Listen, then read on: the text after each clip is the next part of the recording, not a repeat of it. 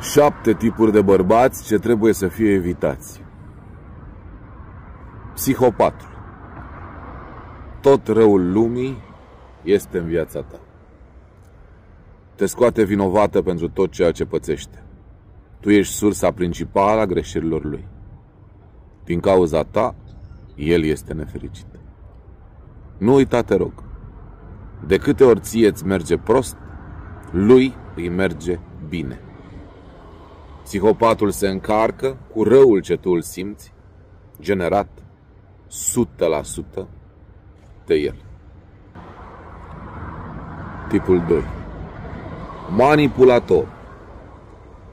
Nu știi nimic, ești cea mai proastă, ideile tale nu există, toate lucrurile ies ca el, nu ai dreptul la opinie și să bei apă trebuie să-i ceri voie.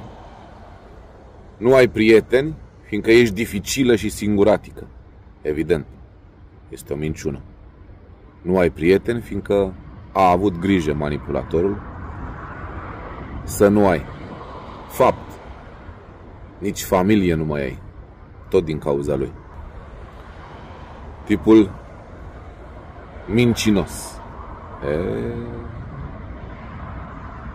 Mincinosul perfect este până la proba contrarie.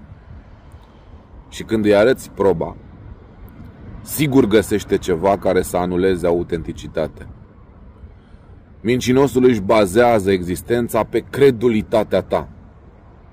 Știu, îl iubești, dar minte și când respiră. Este permanent pe câștig și tu pe pierdere. Tu și când în rarele dăți câștigi, din greșeală, în capul lui, tot pierzi. Mincinosul îți consumă 10 de ani din viață. Ani pe care nu-i vei mai primi niciodată înapoi. Dependentul. Dependentul îți oferă senzația, îngrozitoare de altfel, că îl poți ajuta. În baza acestei senzații, tu uiți de tine. Ce spune dependentul? Din cauza ta eu beau, din cauza ta eu mă droghez, din cauza ta eu mănânc compulsiv, din cauza ta eu orice. Adevărul, are nevoie de tine drept resursă. Ia de la tine tot ceea ce ai bun și îți vinde o iluzie. Leneșul. Niciun job nu este bun pentru el. Niciun job nu este făcut pentru el.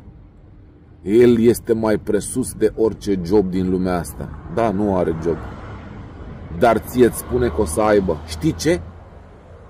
Va face o aplicație. O aplicație care să vă aducă milioane de euro. Ce vorbesc? 10 aplicații și să le vândă. O să se angajeze director din prima. Nu va spăla niciodată în viața lui vasele. Va fi director de lanț de restaurante la nivel internațional. Leneșul conține manipulatorul și evident mincinosul. Și dacă ferească bunul Dumnezeu conține și psihopatul, atunci ai ales ceva deosebit. Băiatul mamei. Îi spune totul. Îi spune orice. Îi spune și când merge la baie. Nici o discuție ce este purtată cu tine nu rămâne a voastră. De fapt, tu respiri lângă mama lui. Te culci în pat alături de mama lui.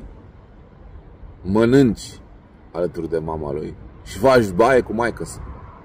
Cu această imagine vreau să rămâi. Să faci baie cu maică-sa și să spun și de ce.